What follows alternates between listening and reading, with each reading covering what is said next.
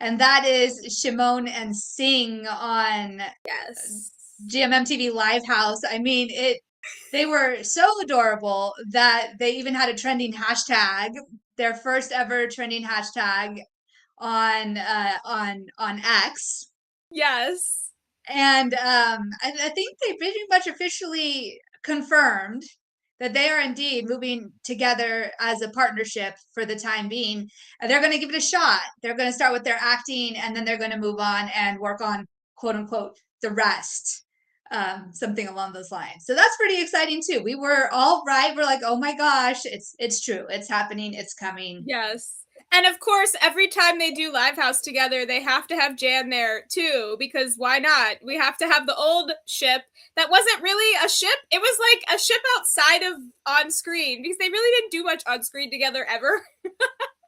But Sing and Jan were like a ship for forever. And then, you know, now that Jan is with Jing Jing and Sing is with Shimon, they had Jan, Jing Jing, and Sing on Live House. And now they had Sing, Jan, and Shimon on Live House. So they're just playing up the whole drama. It's so funny. It is titled Between Doors, and it is from the Queer Deep YouTube channel, from a Korean series. And honestly, it was like a really entertaining little mini, like, because it's 6 minutes, right? But it was a very entertaining 6 minutes. I'm like, what is happening? It had a great beginning. I was like, oh, you caught my attention. Right? So this particular story did a fantastic job of catching our attention in like maybe 3 minutes, because I feel like that all happened in the first 3 minutes. Yeah, it happened this pretty little mini quickly. story. Yeah. Yeah, I would say you should watch it. I would honestly say watch from the beginning, like watch from season 1 all the way through season 2, because I just think that these two actors, one of them clearly gets better as the show goes on, and then the other one is so good that like I love their chemistry together, and I love just watching him on screen. He's been in a few other, I wish I knew his name, but he's been in a few other shorts from Korea, and he's so captivating. And so yeah, I would recommend that one. It's definitely one of my favorites from Checkered Shirt is one of my favorites from Sook Film in general, but it's also one of my favorites from like all these like little shorts from Korea. I really interesting. Yeah. Yeah, and so Checkered Shirt, you're not the only one. Someone else said it was quite lighthearted for Sook Film. So that's pretty cool for me anyways, because like I tend to avoid Sook Film because of the heaviness, like, and the toxic tropes that they like to use in most of their shows. And I love their soundtracks. Everyone always wants to know who the singer is. Sook Film will not release who this singer is that does these soundtracks, Songbird, and it's so frustrating because they're so good. But I'm assuming maybe it's like some famous person who like doesn't want to be revealed that they're doing OSTs for a BM channel.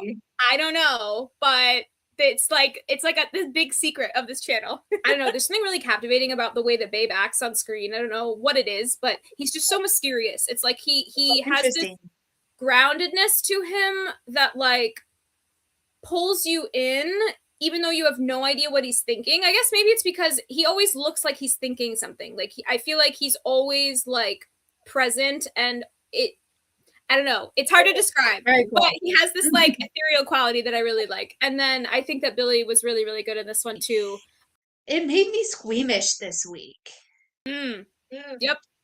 Just a little bit. Like I couldn't make it all the way through that episode in one go. The horror elements are like fabulous and kind of terrifying in all reality. This week I was like, why are you going away alone? What are you, crazy? I'm looking at the screen and I'm like, of course they are. They have to do the classic horror trope. The hair scene absolutely grossed me out. And then it grossed Valerie too. That's another thing I couldn't watch. I couldn't watch it. I was like, the minute I knew what he was doing, I literally went like this. I was like, well, now you see my phone. But like I was like, I cannot do it.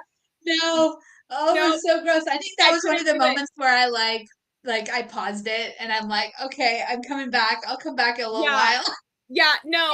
And also like I don't know how the actor did that, because as an actor, like having to put that stuff in your, like, because it was fake hair or real hair or whatever it was. He like had a to put huge that chunk in. in his mouth and like actively, and I'm just like, Oh, ew. I can't. Oh. It was rough. It was rough. But Yeah, episode 12 was really hard to watch, Chaz. You were correct. It was It is rough. hard. Oh my gosh. For me, it's just hashtag find Porsche a partner that he wants, like his age. Porsche, my baby. I say my baby, and I'm like 6 years older than him. But like, right, like he's like 30. he's like, yeah, he's like my age. He's I should say Porsche, my friend. But I really, really hope, because he just like wants to find someone to work with, and like, I or know. it almost sounded like more than that, like just someone who was his, like, well, I guess partner, right? At the end of the day, like these BL partners or something other than. So like, and he wants that. Yeah, So I know. Yeah, it just it might depends on what Park's goals are. I don't know if he wants like a partner or not. it might have been one of those like, hey, you should come watch this finale for this person kind of Right? thing. See what you And think. that's why they were like, hey, he's about your age, and like they're like, go do the thing.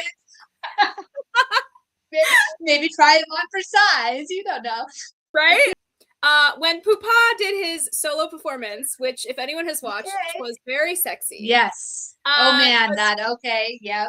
And he was like, but honestly, besides that, like he had such good stage presence and such good, like, it was a whole package of a performance. And I was really impressed. I was like, I thought that he did really, really well with that, which is another reason why I was like, I feel like him and James could, perform together. Anyways, but there was a moment that they showed in the episode, which was so funny. Kim from Latte Kim and Ohm from Jimmy Ohm, our queens, our divas.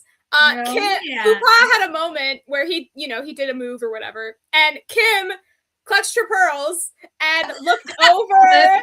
So I will give you context. So Kim and Ohm were sitting. There were 3 people in between them.